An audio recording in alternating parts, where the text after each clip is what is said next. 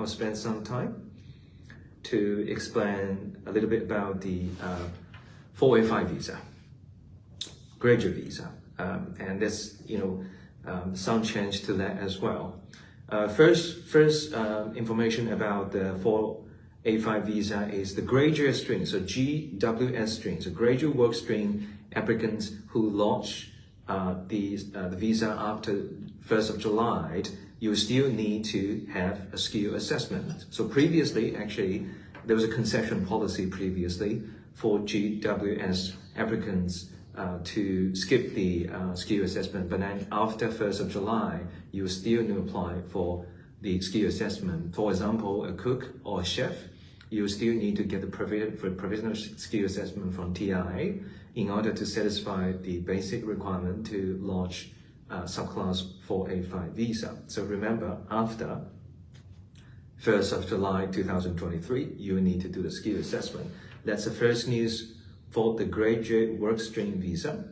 And the second news is also very encouraging, but then that applies to the post-study work visa stream. So we understand, and we all know there was a policy, there was a news a couple of months ago about this extension of the visa for specific majors. So applicants who study in specific majors will enjoy extensions on their 485 visa, and now there are some more details reveals this week. So the general principles is for those applicants holding specific type of qualification or qualification specific in some subjects. If you're holding a bachelor degree and your 485 visa will increase from 2 years to 4 years. If you graduate from a master course, then your visa will extend from 3 years to 5 years.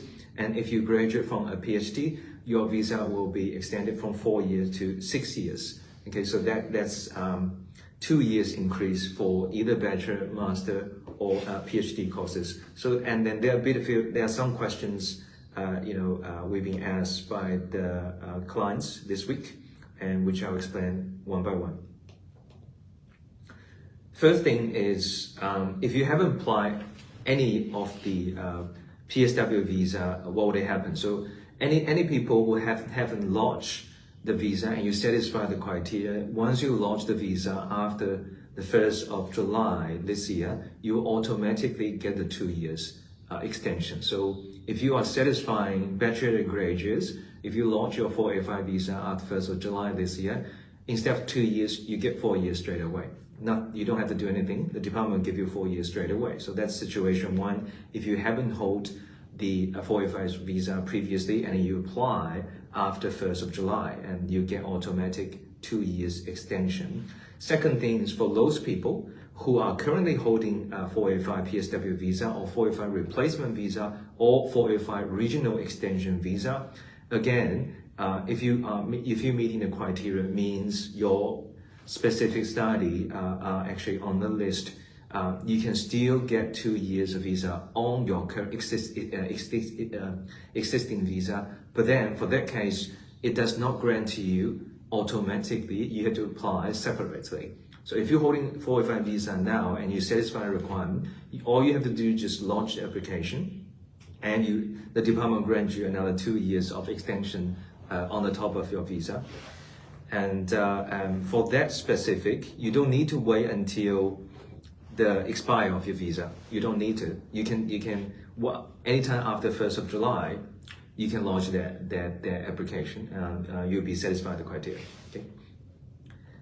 And one more thing is, if you do not holding 485 visa, means you held 485 visa years ago, but then your subject, you study science, engineers and everything, you satisfy the criteria. But then unfortunately, because you're not holding 485 visa now, you're not satisfied the criteria. You come saying, because I had the visa 2 years ago, and I had 485 visa 2 years ago, and I satisfied the criteria, I would like to apply for another 2 years extension.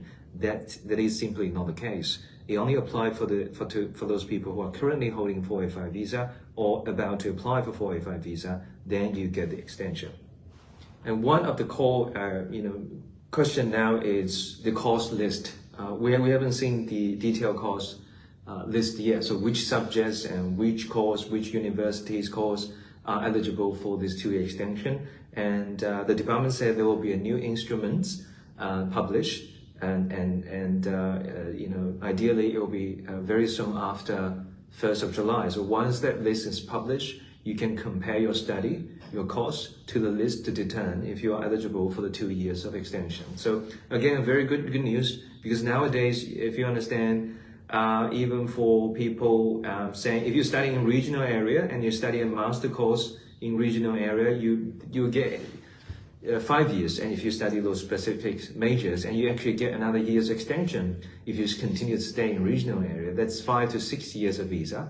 Plenty of time for you to either find an employment or continue study, or transitions your 485 visa to any sort of permanent residency visa, or you know, 2-step permanent residence visa, namely 491. And then again, 491, you do not have income requirements. So what a good combination that could be. Give you a lot of time and lowering down the requirements to satisfying the transition to permanent residency. So that's a bit about the 485 visa.